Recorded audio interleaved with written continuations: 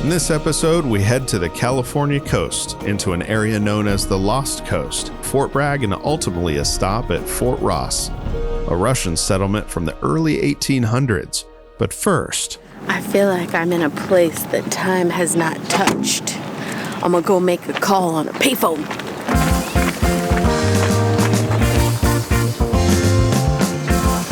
$5 for $1? Should I make a collect call to my mom? It works. Okay. Wait, I gotta read the direction. Collect calls, dial *11.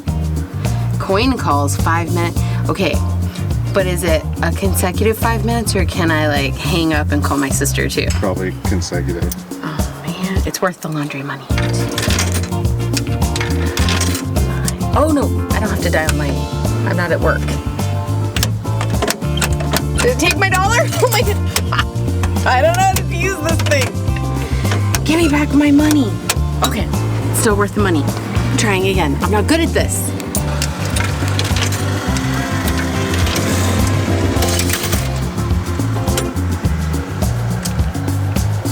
What? It's just taking my money. I deposited $2. This is about to be the most expensive phone call ever.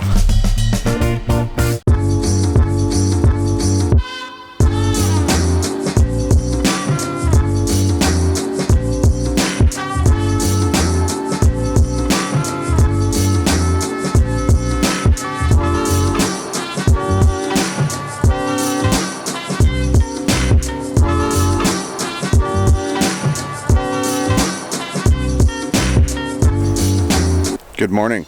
We are at, I believe it's called the A.W. Arthur Park Campground in Humboldt County, California.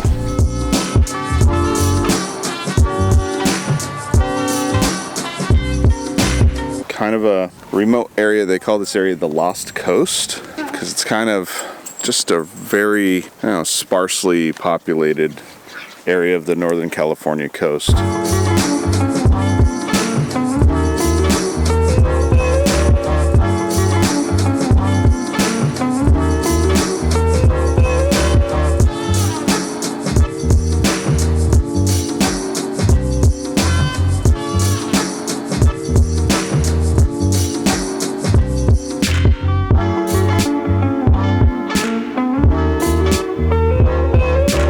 As we were driving along the coastline yesterday, we intended on getting some shots and flying the drone, but the wind was pretty extreme, and all the roads that we were on were actually paved, so there was more traffic than what we anticipated, so we didn't actually really stop for video. We got a few photos along the way.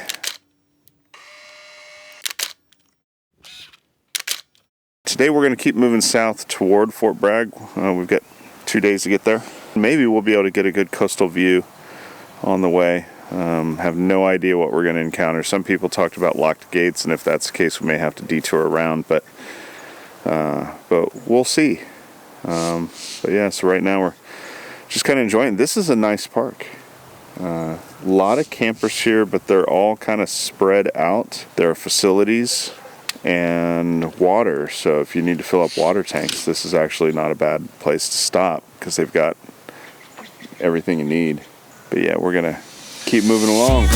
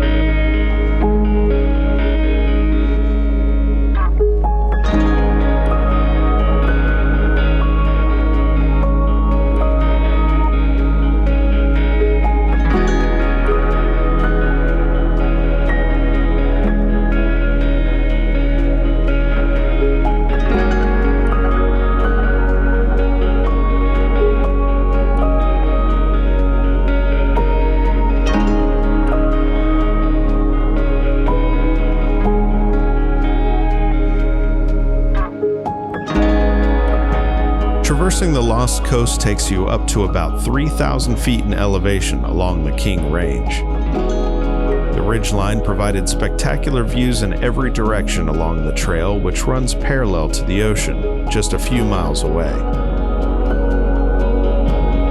The Lost Coast is an area that was considered too rugged when State Highway 1 was pieced together, and ultimately was bypassed inland to the 101, leaving this magnificent and virtually untouched stretch of coastal wilderness behind.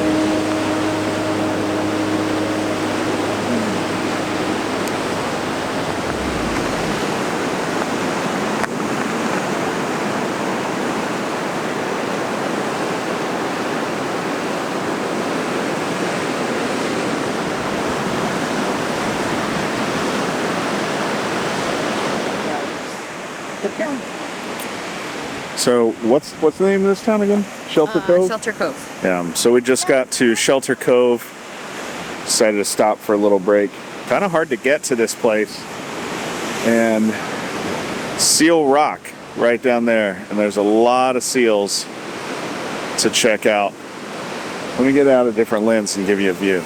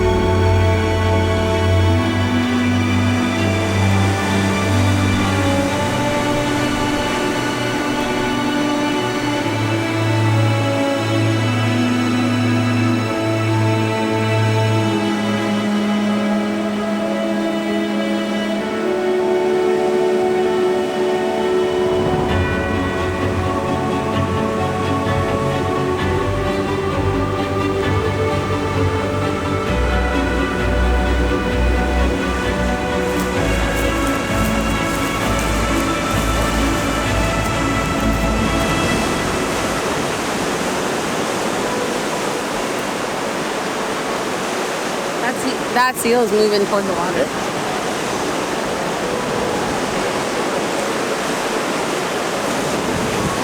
Baby, he's in the water now. He's right here. He's swimming by those rocks.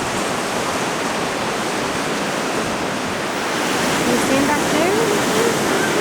His little head's poking up out of the water. Oh, now he's under the water.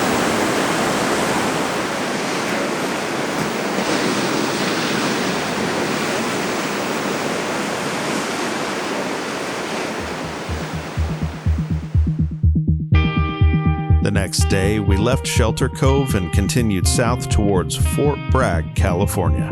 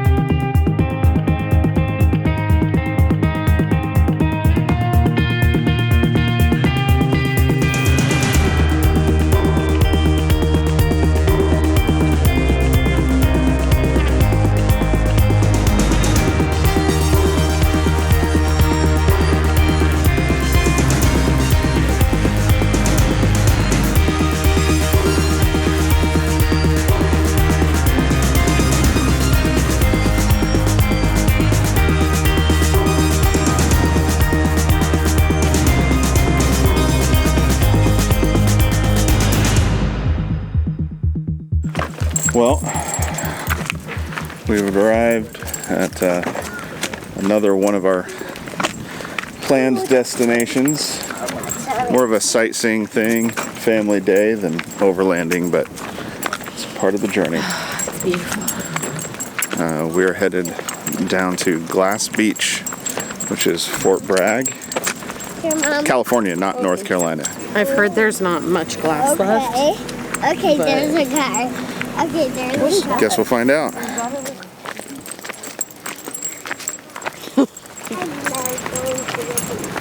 Whoa, I see that water. Yeah, I see that water too.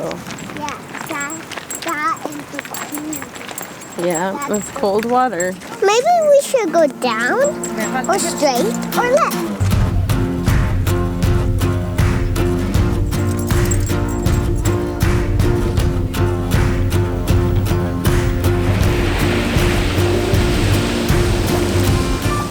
Glass Beach is one of 3 sites near Fort Bragg, California, that were originally established as coastal dump sites near the town, starting in 1906 and operating through 1967.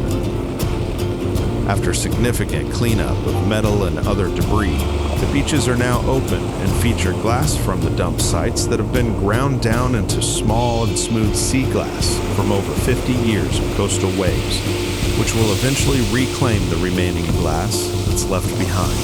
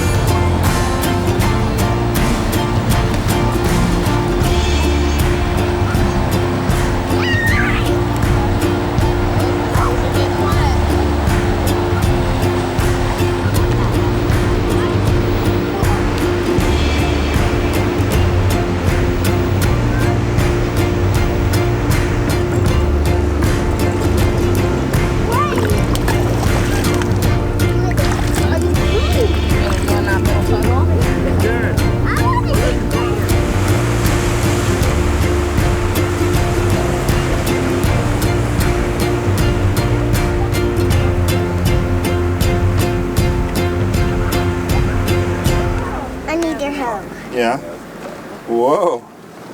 Kind of wobbly. There's a much easier path that way. Here, come here with Daddy. Come this way. Mama just wanted to see if she could do the mountain goat thing in her flip-flops. That was some really cold water, huh?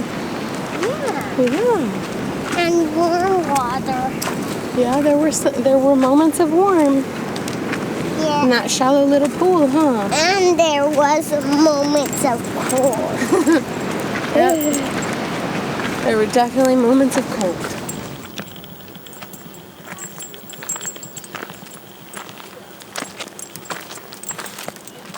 So today we travel to Russia. Sort of. No, that's... Can't drive there. No. Now we're here at Fort Ross. It's a California state park. Fort Ross was at one time a Russian outpost, Russian settlement in California, if you can believe that. The Russians were here, and now we're here. It's chilly. Yeah. It is, man.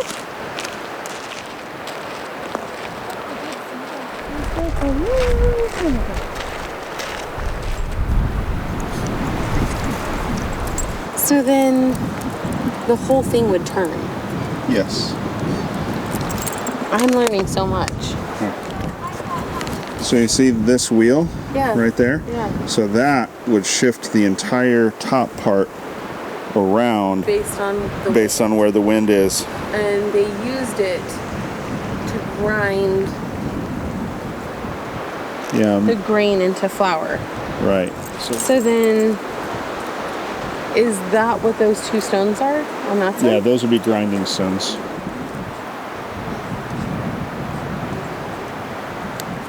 That is so phenomenal. I wonder if this windmill's like, come on, let her rip. Like, this windmill is all strapped down so it doesn't move. And I can't help but wonder if it's like lifeblood is like, let me go. Let me do my thing.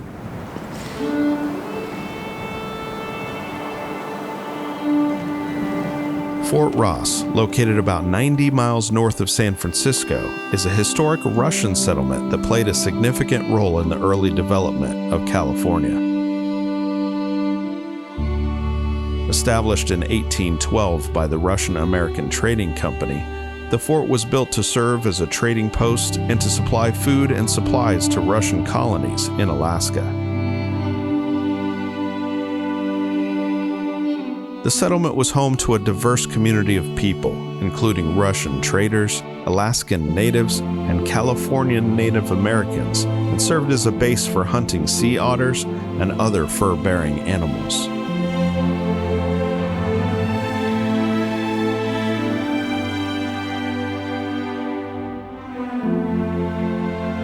Fort Ross quickly grew into a thriving community with a population of around 400 at its peak. Lots of rocks.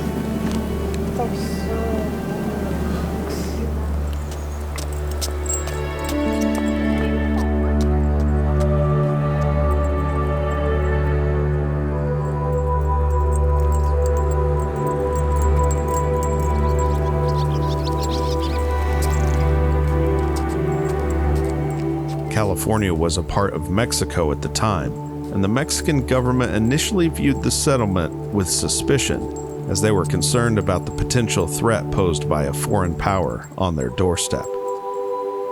However, over time, the Mexican authorities came to see the settlement as a useful trading partner and a source of revenue.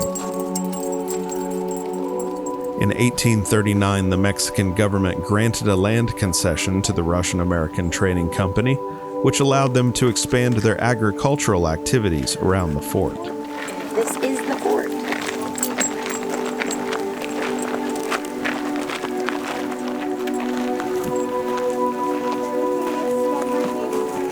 I suppose.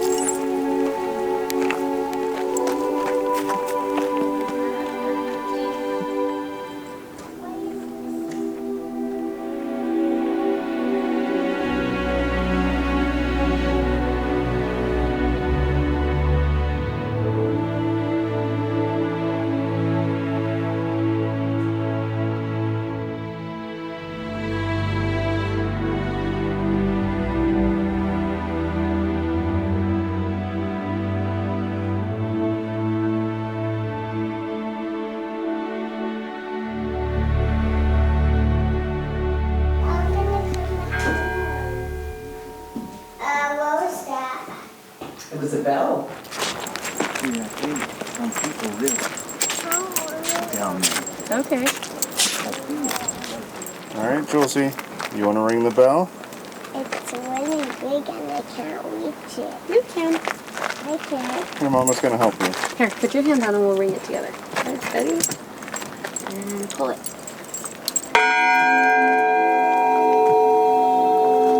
So whenever they heard the bell, they knew it was time. Chapel was starting.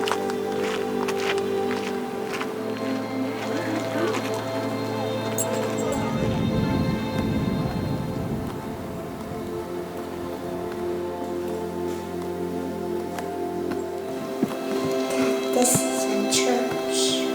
It's old. I don't know see them. You're where the preacher would be. Does it have anything? No, not today. The Russian traders also paid tribute to local Mexican authorities, which helped smooth over any potential conflicts. Despite these friendly gestures, there were occasional tensions, like when a group of Mexican soldiers arrived at Fort Ross to collect a tax on the settlement's cattle. The Russian traders refused to pay. A standoff ensued, and the Mexican soldiers eventually backed down. During the Mexican-American War in 1846, American troops under the command of John C. Fremont arrived at the fort during a military expedition into California. The Russian traders at the fort welcomed Fremont and his men and allowed them to stay for several days to rest and resupply. However, after 9 days, tensions arose between the American soldiers and the local Mexican authorities, leading to Mexican soldiers demanding that Fremont and his men leave California. Fremont refused, and the Mexicans threatened to attack the fort. In response, Fremont ordered his men to hoist the American flag over the fort, making this the first time that the American flag was raised over California soil. The Mexican soldiers eventually withdrew, and Fremont and his men continued on their expedition, eventually capturing Monterey and other parts of California. The Russian traders remained neutral in the conflict. However, Fremont's brief stay and raising of the flag were seen as a symbolic gesture of American power and territorial expansion.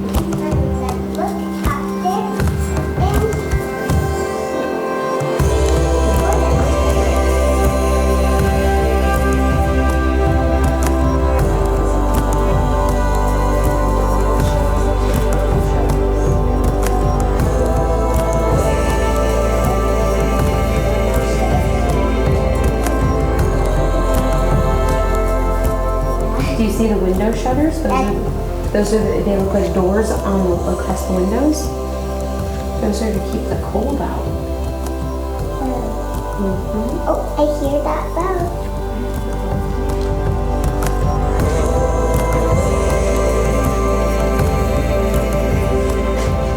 I saw one more house that we have to go in.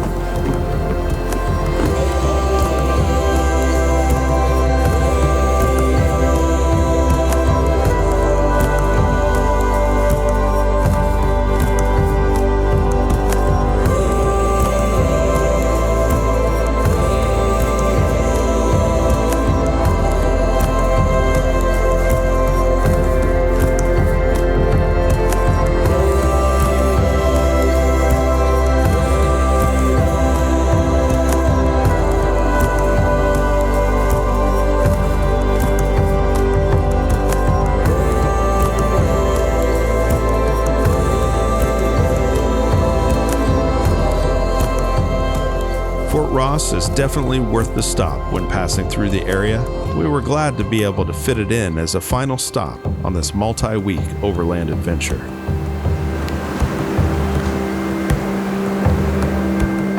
I haven't done that since I was a kid. Yeah, it's been a long time. You okay? Yeah, I'm in sandals, so all the stickers are sticking me. But it was worth it. If you liked this episode, please don't forget to like, share, and subscribe. Check out this video right here. We're just getting started, and our journey has just begun.